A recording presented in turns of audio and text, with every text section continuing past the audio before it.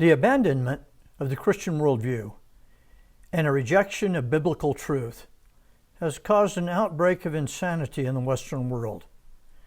From the radical pursuit of abortion on demand to the regendering of children without their parents' knowledge, to the meltdown in our cities due to the collapse of the family and the defund the police movement, we see chaos all around us.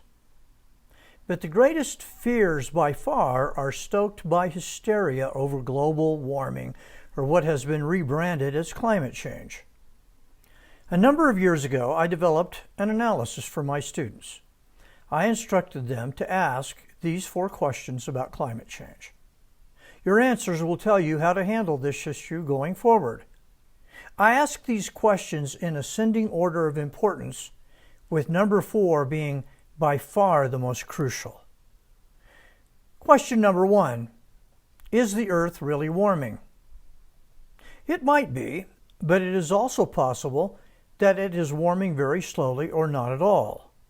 And it can change to cooling at any time, as we learn from history.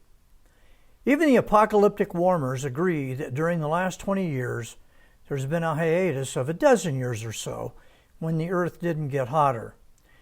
When the New York Times had a screaming headline, this is about 10 years ago, that the Earth the past year was the warmest on record, they neglected to tell their readers that the average temperature had only gone up 1/4 of 1 degree, well within the margin of error. Robert Trocinski said that it was the only scientific article he had ever read that did not contain a single number. But I will let this question slide and for the sake of argument say yes, the Earth is warming. The next question is more important. Question number 2, are human beings causing the warming? Again, possibly some of it. But if they are, it is probably only a small influence.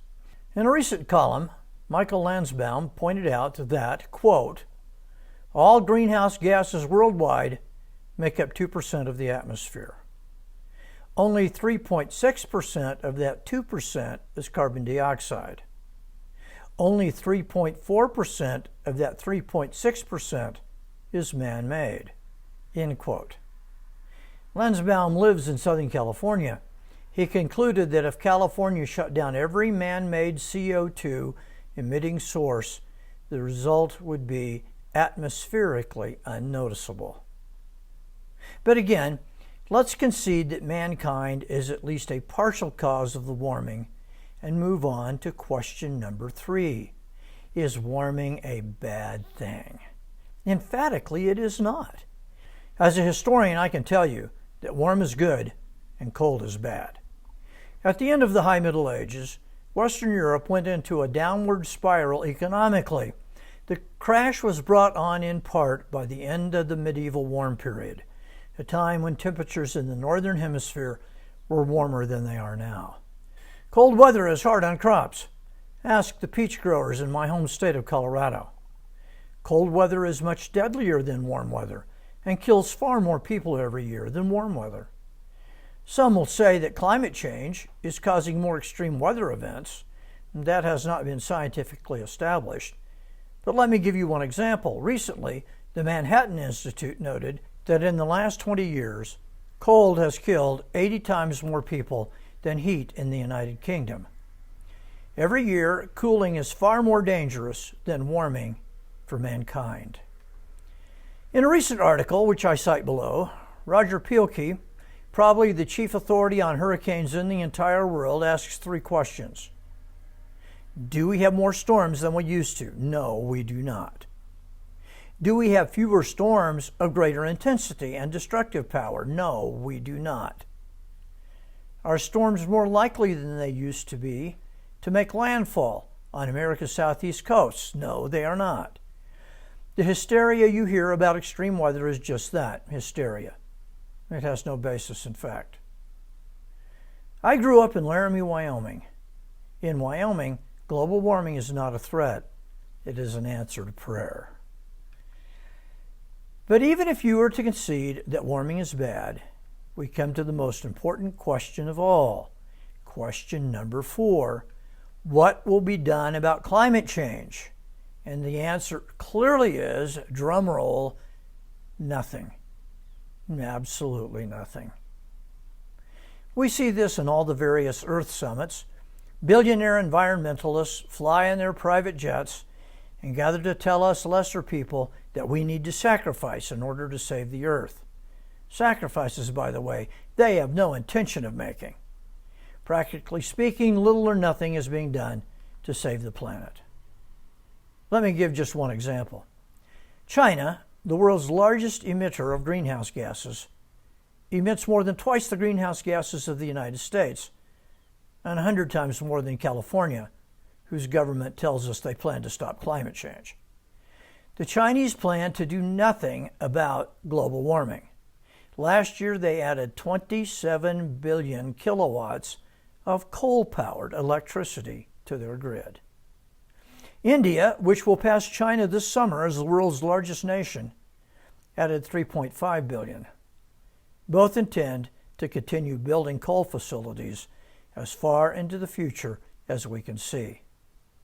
Many other countries also added coal facilities, so all the recycling and electric cars and windmills and solar panels and everything else in the Western world will do absolutely nothing to reduce what the Greens say causes climate catastrophe. And for good reason. In his brilliant essay, Bound to Burn, the late economist Peter Huber asks a simple question. If the world's poor had $40 trillion worth of gold buried on their property, would the rich nations be able to talk them out of digging it up? No. They will dig it up. I used to regularly lecture in an environmental studies class at the University of Colorado. I was brought in to provide an alternative viewpoint, something rarely done anymore in universities. I would tell the classes, if global warming really is going to cause climate catastrophe, then prepare to die. Nothing is going to be done to meet your environmental goals. The simple reason is you enjoy being rich, and the rest of the world wants to be rich too. And they are going to get rich the same way we have, through the cheapest energy they can produce. Let me say once more that the fundamental problem is religious. Environmentalists are plagued by bad theology. The Greens do not believe in the existence of God. In their view, there is no divine power regulating the affairs of men and the motions of the universe. We are all alone, a cosmic accident in the process of incinerating ourselves. That there could be a God who would prevent all this does not enter into their thinking. Let us resolve today to trust the God of Scripture, who laughs in derision at the counsels of men. And let's trust Him not only for our well-being on earth, but in eternity as well. God bless you all.